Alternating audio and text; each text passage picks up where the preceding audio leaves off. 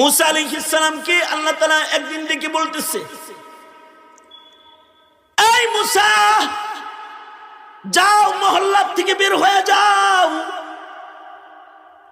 দূর মরুভূমির মাঝখানে আমার একটা বান্দা মারা গেছে,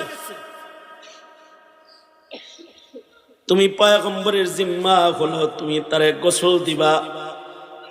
তারে কাফন পড়াইবা, আমার ওই বান্দাটা কি তুমি জানাজার নামাজের ইমামতি করে কবরস্থ করবা নিজের হাতে। জানাজাটা মরুভূমিতে পড়লে হবে না, তাকে লইয়া মহল্লায় চলে আসো,